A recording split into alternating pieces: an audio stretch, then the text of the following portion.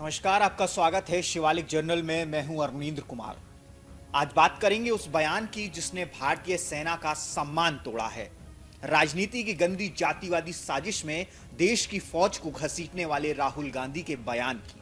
दोस्तों, जब एक राष्ट्रीय नेता चुनावी मंच से कहता है कि भारतीय सेना के देश की 10% आबादी के नियंत्रण में है, यानी ऊंची जाति का दबदबा है, तो यह सिर्फ झूठ नहीं बल्कि देशद्रोह का अपराध भी बनता है।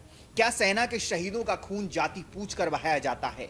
यह कैसी सोच है जो वीर जवानों को उनकी जाति, उनके वर्ग में बांटती है, उनके बलिदान का अपमान करती है? क्या राहुल गांधी ने पुलवामा के शहीदों की सूची देखी थी? वहां कश्मीर से लेकर उत्तर पूर्व तक, बिहार से लेकर तमिलनाडु तक हर धर्म, हर जाति, हर संप्रदाय का जवान अपनी जान देकर तिरंगे को ऊंचा कर गया। क्या कारगिल की बर्फ में लड़ने वाले सैनिकों की वीरता को राहुल गांधी ने कभी समझा? वहां एकता थी, जाति नहीं, सिर्फ तिरंगा था।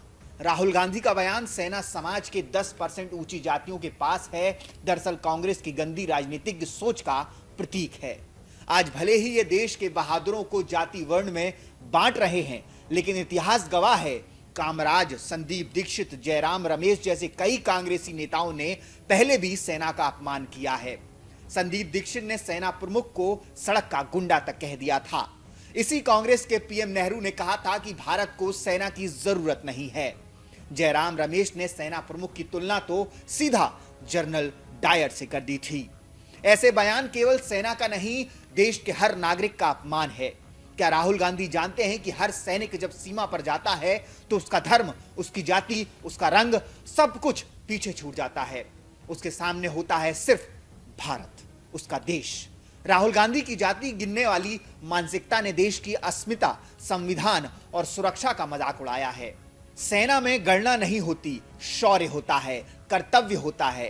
राहुल गांधी की सोच को सिरे से खारिज करता है हर वो मां जिसने अपने बेटे को देश के लिए खोया है, देश का हर वो पिता जिसने अपने जवान बेटे की अर्थी पर कंधा देते हुए उसे सम्मान से उसके सामने सिर झुकाया है, गर्वित आंखों से उसे देखा है। यही कारण है कि आज पूरा देश कह रहा है राहुल गांधी का बयान सिर्फ निंदनीय नहीं बल्कि घृणित है।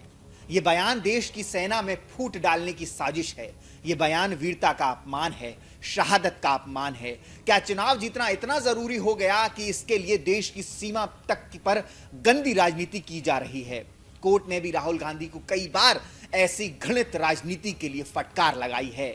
इससे पहले भी उन्होंने चीनी सैनिक भारतीय जवानों को पीट रहे हैं जैसा झूठ बोला था, जिस पर सुप्रीम कोर्ट ने खरी खरी उन्हें सुनाई भी थी। सेना की वीर जवानों को दलित, पिछड़े, आदिवासी, अल्पसंख्यक, क्षत्रिय, ब्राह्मण कोई फर्क नहीं पड़ता।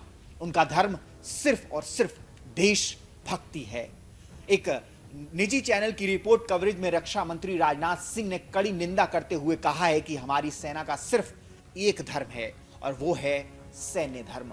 राहुल गांधी को चाहिए कि देश से माफी मांगे, वीर शहीदों की मांओं से माफी मांगे, देश की सेना को राजनीतिक हथियार बनाना बंद करे।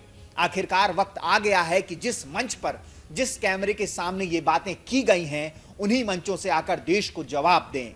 भारत की सेना जाति नहीं, राष्ट्र का गौरव है। शहीदों के खून का रंग जाति नहीं जानता, वो सिर्फ भारत की रक्षा के लिए बहता है।